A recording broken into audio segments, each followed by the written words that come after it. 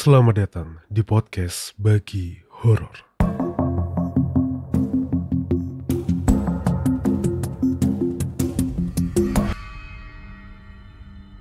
Assalamualaikum warahmatullahi wabarakatuh. Salam sejahtera, Om Swastiastu, Namo Buddhaya, dan salam kebajikan untuk kita semua.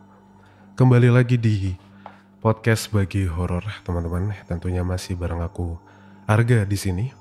Dimana hari ini sudah banyak sekali yang menunggu-nunggu ya. Sudah banyak sekali yang tanya juga kapan cerita Bang Dioseta Bang. Kapan cerita Bang Dioseta Bang.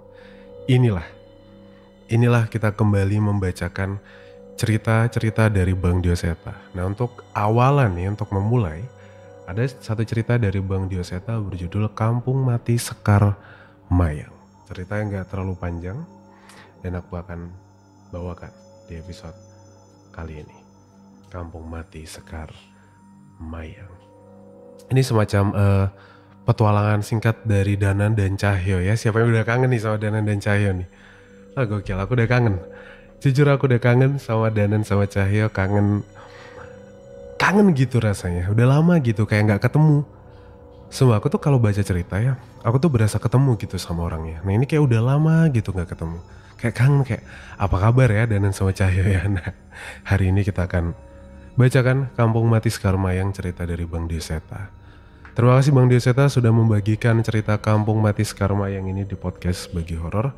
Tenang, masih ada banyak cerita dari Bang Dioseta yang lain. Dan dapat salam juga teman-teman dari Bang Dioseta ya. Salam untuk teman-teman pendengar yang sudah menanyakan, karena banyak banget di TikTok lah, DM Instagram, DM TikTok, bahkan di email itu ada tanya tuh, Bang, bacain cerita Bang Dioseta dong. Yang ini di list sama dia. Banyak banget yang nanyain. Jadi Bang Dioseta udah beberapa ceritanya sudah dikirimkan. Nah jadi kalian tungguin aja buat aku bacakan cerita-cerita dari Bang Dioseta. By the way, buat kalian yang mau dengar juga cerita Bang Dioseta, itu ada di YouTube-nya teman-teman ya. Di YouTube-nya tuh ada beberapa cerita yang dibacakan sama timnya Bang Dioseta. Jadi kalian aja cek aja YouTube-nya Bang Dioseta. Pokoknya semua link nanti aku taruh di deskripsi ya. Twitternya, YouTube-nya, karya karsanya. Cerita-cerita baru dari Bang Dioseta biasanya ada di karya karsanya. Jangan lupa disupport juga Bang Dionya. Terima kasih Bang Dio. Terima kasih buat yang sudah selalu menanyakan Bang Dioseta ya. Akhirnya Bang Dioseta mengirimkan ceritanya setelah ditunggu-tunggu sekian lama oleh para sobat horor. Oke, langsung aja kita masuk ke cerita untuk hari ini. Tapi sebelumnya jangan lupa buat subscribe YouTube-nya Bagi Horor juga ya teman-teman ya. Kalian ke YouTube sebentar, cari Bagi Horor, terus jangan lupa di subscribe. Terus jangan lupa juga follow semua platform podcast yang sedang kalian dengarkan sekarang dimanapun itu. Spotify, Apple Podcast, Google Podcast, di Noise ada deh kalau nggak salah Bagi Horor. Jadi kalau kalian mau dengerin di sana juga nggak masalah. Jangan lupa di follow semua platform tersebut. Terus jangan lupa juga nonton live podcast Bagi Horor ya di TikTok dan di YouTube. TikToknya Argasis, YouTube-nya Bagi Horor jam 9:30 hari Senin sampai dengan hari Jumat. Oke, langsung aja kita masuk ke ceritanya Bang Dioseta yang Kampung Mati Sekar Mayang. Pasang headset kalian, tutup pintu, matikan lampu. Podcast Bagi Horor siap membagikan ceritanya. Selamat mendengarkan.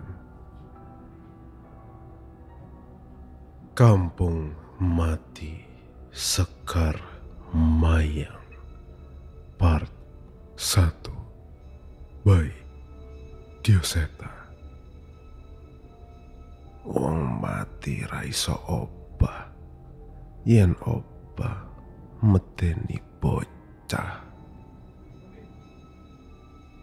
Tetesan gerimis menemani langit yang tengah menjemput sorenya di sebuah pabrik gula yang baru saja beberapa tahun beraktivitas setelah belasan tahun terbengkalai.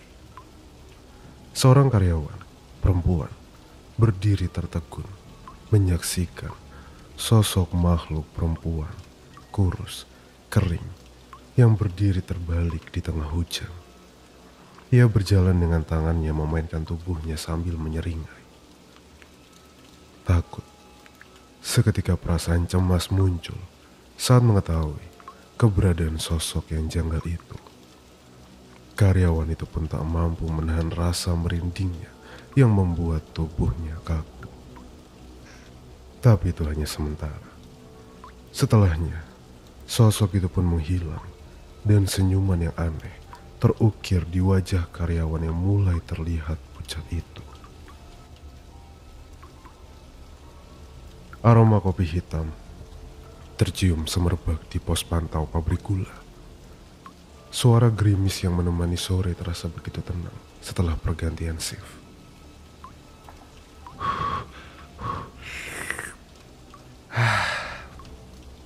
Baru saja Cahyo hendak menikmati kopinya yang baru siap itu. Tiba-tiba, salah seorang karyawan berlari tergesa-gesa ke arahnya. Cahyo, Cahyo, stasiun penggilingan, butuh bantuanmu. Ucap Agus, salah satu karyawan di tempat mereka bekerja itu. Sik toh, sabar Gus, kopiku baru mateng ini.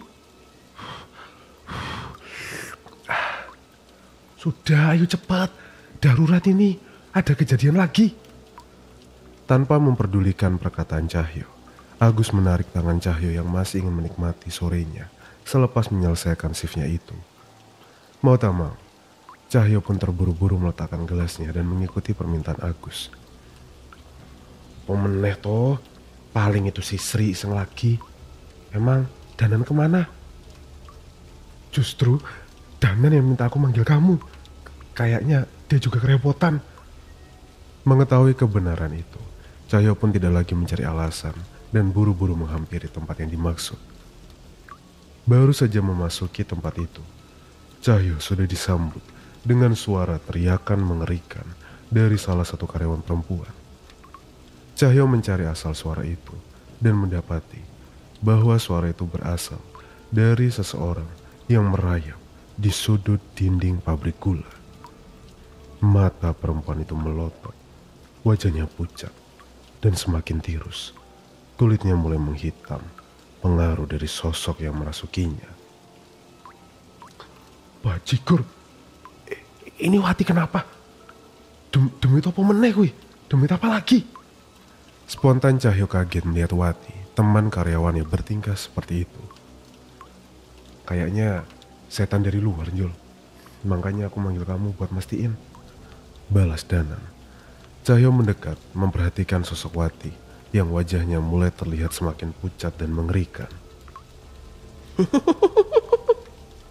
Saiki aku yang punya tempat ini. Aku minta anak ini. Makhluk itu terus menatap Danan dan Cahyo dengan wajah mengancam. Makhluk itu mulai menghantam kepala Wati ke dinding berkali-kali hingga darah mulai menetes di pelipisnya. Danan, Nan! Cahyo memberi isyarat pada Danan dan segera berlari dan memanjat peralatan di sekitarnya. Danan segera melantunkan ayat-ayat suci dengan lantang hingga sosok yang memasuki Wati berteriak, menggila. Panas, panas. Sosok itu tersiksa hingga menjatuhkan dirinya. Dengan sigap Cahyo menangkap tubuh Wati yang kerasukan itu. Namun sosok itu terus meronta hingga Cahyo kewalahan. Cahyo menahan tubuh Wati. Ia meletakkan tangannya di kepala Wati sambil membacakan doa untuk mengusir sosok itu dari tubuhnya. Hentikan, bocah sialan, kukutuk kalian, teriak sosok itu. Ia benar-benar tersiksa. Namun entah mengapa, dengan semua bacaan doa-doa dan ayat itu, sosok yang merasuki Wati masih enggan untuk keluar. Danan menyadari sesuatu. Ia tahu bahwa sosok itu acap kali melirik ke satu arah.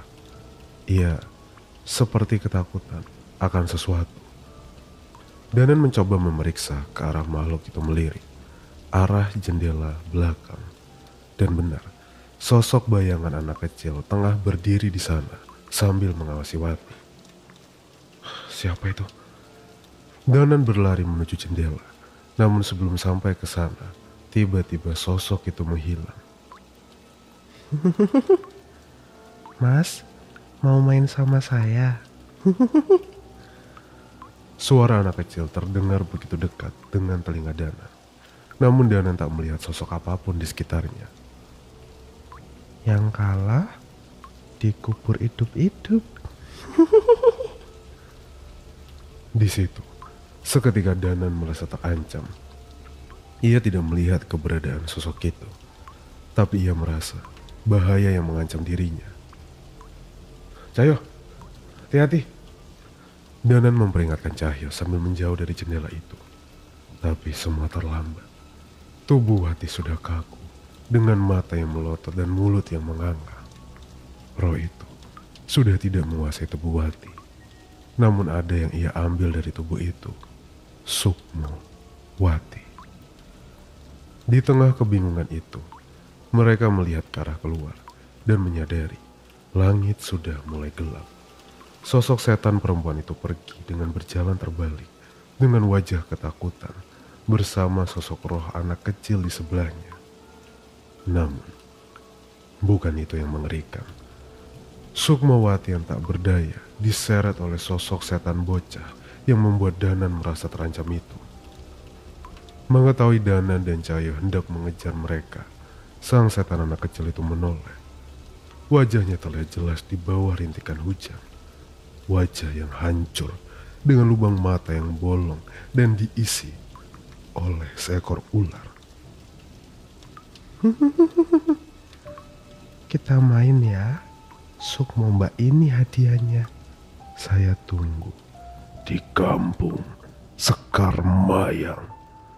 sebelum pagi. Danan dan Cahyo segera berusaha mengabari Pak Le mengenai kejadian di pabrik gula. Namun ia tak ada di rumah dan telepon genggamnya tidak dapat dihubungi. Gimana Nan? Pak Le, tidak ada kabar. Cahyo mulai merasa cemas. Terlebih malam sudah semakin larut dan mereka tak ingin gegabah mengikuti kemampuan setan itu. Kalau memang tidak bisa dihubungi, ya sudah kita kesana aja. Gak mungkin juga kan kita ngebiarin keadaan Wati begini. Balas Danan. Beberapa karyawan membantu Danan mengevakuasi tubuh Wati yang masih kaku. Bule yang mengetahui keadaan ini segera datang ke pabrik dan membantu merawat Wati.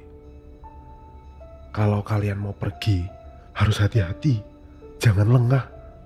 Kalau Pak Le ada kabar, nanti Bule suruh segera menyusul kalian. Cemas Bule. Sepertinya ia khawatir jika kami mengikuti setan itu menuju desa Sekarmayang. Namun ia lebih khawatir saat melihat keadaan Wati. Doain kami ya Bule. Semoga tidak terjadi hal-hal yang kita takutkan. Balas Cahyo sambil segera berpamitan meninggalkan tempat itu. Jul, panggil Danan. Nopo Nan? Sekarang tuh bukan waktunya untuk ragu Nan. Ndak, bukan gitu. Kamu jalan duluan, berarti sudah tahu kampung Sekarmayang ada di mana? Tanya Danan. Lah iya juga ya. Aku nggak tahu ya Nan. Jawabnya dengan polos sambil menggaruk kepalanya. Bule, tolong doakan saya supaya bisa tahan ya dengan kelakuannya Cahyo Bule. Tolong ini. Pamit Danan pada Bule. Tuh, yo namanya gak tahu mau gimana Nan. Danan pun menjawar telinga Cahyo dan membawanya ke pos keamanan. Biasanya mereka lebih paham mengenai desa-desa di sekitar sana. Kalau ndak tahu yo nanya dulu, jangan banyak gaya. Desa Sekarmayang hanya berjarak 30 menit dari pabrik gula. Namun saat mengetahui tentang desa itu dari salah satu karyawan, mereka mendapati kabar bahwa sudah jarang berjumpa dengan warga desa Sekarmayang. Padahal desa itu adalah salah satu penghasil sayuran memasok di beberapa pasar di sekitar sana. Suara knalpot Vespa tua Cahyo terdengar menggema sepanjang perjalanan melintasi jalur-jalur pinggir perkebunan dan hutan. Namun tak begitu lama, mereka pun sampai di depan sebuah gapura yang menunjukkan nama sebuah kampung. Sekarmayang. Kampung Sekarmayang tidak terlalu dipadati penduduk. Rumah-rumah di sana saling memiliki jarak. Biasanya ada kebun dan lahan yang membatasi tiap rumah di sana. Lampu-lampu rumah menyala, namun lampu yang menyinari jalan benar-benar hanya sedikit. Masih terlihat beberapa warga yang menikmati kopi di teras rumah. Dan ada juga yang berpapasan dengan Danan dan Cahyo. Merasa suara motor yang mengganggu, Cahyo pun memarkirkan motornya di tempat yang cukup luas. Nan, kita harus kemana ini? Kita udah sampai di desa yang diomongin sama makhluk itu, ucap Cahyo. Danan masih terlihat bingung. Ia melihat sekitar namun tidak menemukan petunjuk apapun. Keadaan di sana sama saja seperti keadaan desa biasa di malam hari. Kita tanya warga desa yang masih bangun aja, Jul, balas Danan. Mereka mencari keberadaan warga desa tersebut. Ada beberapa anak yang masih bermain di sekitar pohon bambu dan rumahnya masih menyala. Dek, bapak atau ibunya ada ndak? Tanya Cahyo pada anak-anak itu. Yo ada lah, Mas. Emangnya aku ini yatim piatu, Bu? Mendengar jawaban bocah itu, Cahyo mulai merasa kesal. Tapi Danan dengan cepat menepuk pundaknya untuk memintanya sabar. Enggak gitu, Dek. Ada yang mau kami tanyakan. Boleh dipanggil sebentar enggak? Tanya Cahyo lagi. Enggak. Balas anak-anak itu singkat.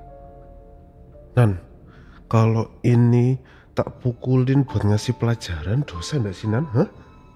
Cahyo mulai kesal dan menghampiri anak-anak itu. Danan berusaha menahan Cahyo. Namun anak-anak kecil itu malah tertawa-tertawa seperti meledek. Saat itu Danan mulai merasa ada yang aneh dengan keadaan di sekitarnya. Jangan galak-galak, Mas. Ntar keteknya bau kuda. Ledek bocah itu lagi. Anak itu berlari menjauh ke kebun-kebun. Dan seorang anak perempuan masih tetap ada di tempatnya. Ia masih menertawakan kami. Namun sepertinya ia hendak mengatakan sesuatu. Kalau mau ketemu bapak sama ibu, itu ada di atas. Setelah mengucapkan kata-kata itu, ia pun ikut berlari menyusul temannya. Danan dan Cahyo tidak mengerti maksud anak-anak itu. Namun sesuai perkataan anak perempuan tadi, mereka pun menengok ke atas. Nan, Cahyo menyadarinya. Pohon bambu yang mereka lihat berada di sekitar mereka bukanlah pohon seperti yang mereka kira. Jauh di atas mereka, ada orang-orang yang terlihat begitu tinggi dengan menaiki egrang setinggi pohon bambu. Wajah mereka terlihat begitu pucat, tidak seperti manusia pada umumnya. Mereka berayun-ayun dan berjalan sedikit demi sedikit dengan egrang yang mereka naiki. Mereka kenapa, Jul? Hah? Danan mulai waspada. Namun makhluk-makhluk itu seperti tak berniat melakukan apapun pada mereka.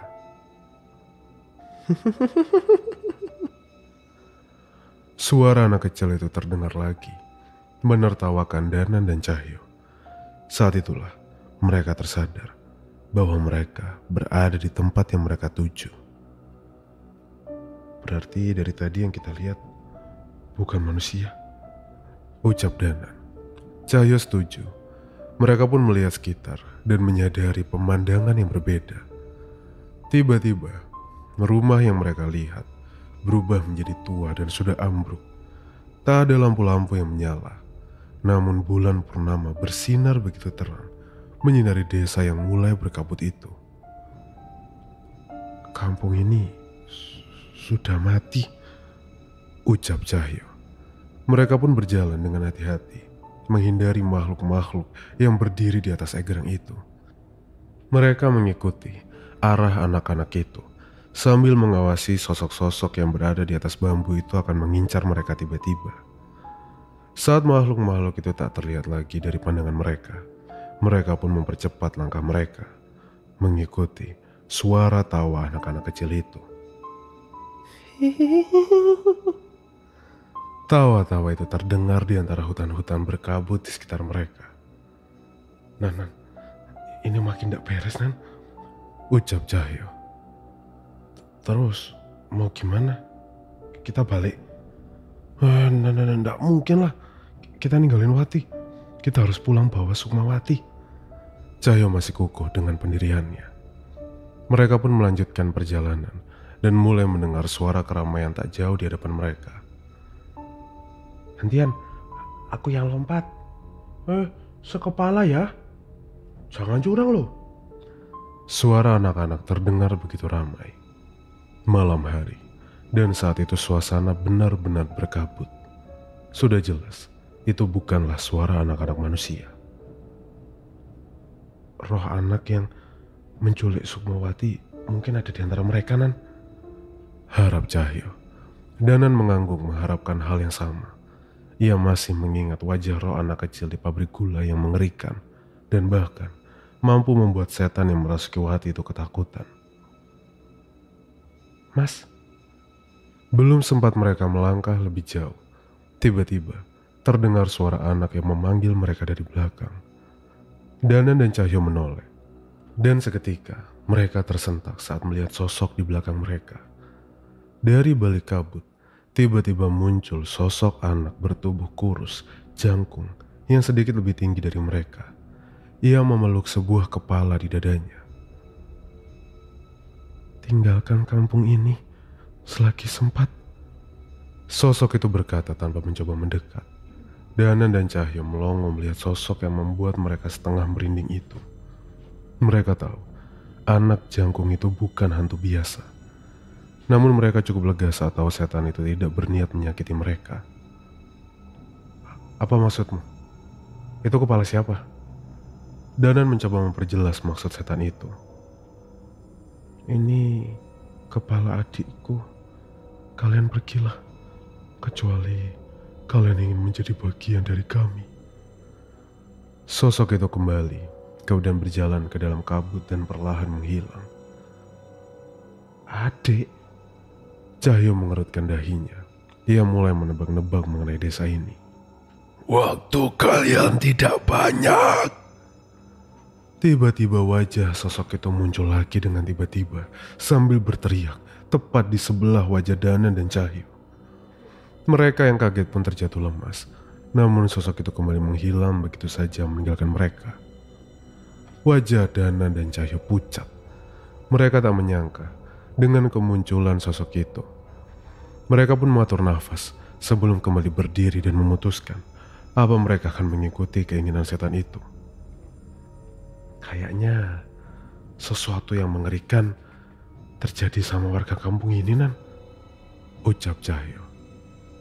Bener, mungkin mereka bukan bersarang di sini, tapi mungkin aja mereka memang udah ada di sini semenjak mereka hidup.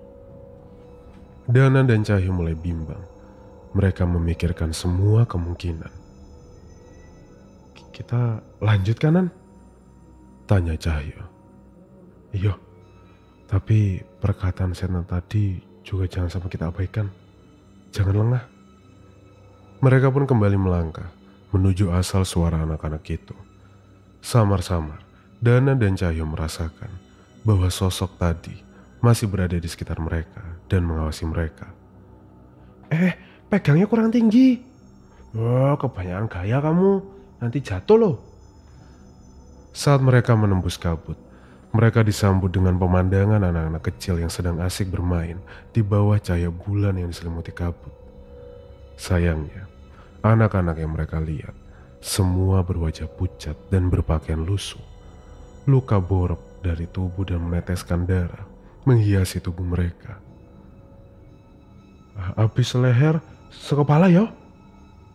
Gimana caranya? Aku ndak punya kepala. Mereka berjalan melintasi anak-anak itu. Walau sering berurusan dengan setan di pabrik gula, tapi pemandangan itu tetap saja membuat mereka terganggu. Terlebih keberadaan mereka berdua mengganggu permainan mereka. Saat mereka melintas, anak-anak itu berhenti bermain dan memandang sepenuhnya ke arah Danan dan Cahyo. Permisi, numpang lewat ya. Anak-anak itu tidak menggubris dan terus memandangi mereka berdua. Namun saat sampai di tengah-tengah mereka, salah satu anak itu mulai berbicara. Mas, ikutan main yuk. Seketika, perkataan sederhana itu membuat mereka khawatir. Ndak Belum sempat Cahyo menjawab, ia merasa ada sesuatu yang salah. Mereka sadar bahwa jika mereka salah menjawab, sesuatu yang buruk mungkin terjadi pada mereka. Cahyo menyekut Danan. Ia mengharapkan Danan bereaksi atas keadaan itu. Namun Danan pun masih memikirkan itu. Kalau kita tolak, mereka bisa marah. Dan mungkin aja kita tidak bisa pergi dari sini. Tapi kalau kita terima, kita nggak tahu keadaan Wati. Bisik Danan. Tatapan makhluk-makhluk itu pun mengikuti mereka berdua. Kami cari anak-anak kayak kalian yang membawa sukma teman kami. Apa kalian tahu? Danan mencoba mengutarakan maksud mereka berada di sana. Setidaknya pertanyaan mereka mungkin bisa mengalihkan roh anak-anak itu. Pasti dia juga ikut main. Mereka pun menoleh ke salah satu arah di antara salah satu pohon. Ada satu pohon besar di sana yang tertutup kabut. Saat kabut itu menipis, barulah terlihat sosok orang-orang berwajah pucat tergantung tak beraturan di pohon-pohon itu. Melu dolanan yuk, Mas. Dari salah satu atap rumah, seorang anak memaksa mereka. Part 1. Kampung Mati Sekar Mayang by Dioseta berakhir sampai di sini. Itu dia tadi akhir dari part 1, teman-teman. Cerita ini nggak terlalu panjang. Ini kayak cerita petualangan singkat dari Danan dan Cahyo ya. Kamu Mati Sekar Mayang. Jadi mungkin akan berakhir di part kedua doang nanti. Jadi bakal jadi 2 part doang. Aku bagi jadi 2 part. Dan ya, itu dia yang sudah rindu dengan cerita Bang Dioseta, yang sudah kangen dengan cerita Bang Dioseta. Kita akan, sudah banyak cerita yang dikirimkan sama Bang Dioseta ya. Jadi kalian tungguin aja yang kangen sama cerita Bang Dioseta, karena aku bawakan di Bagi Horor. Sekali lagi terima kasih untuk Bang Dioseta sudah berbagi kisah Kampung Mati Sekar Mayang ini.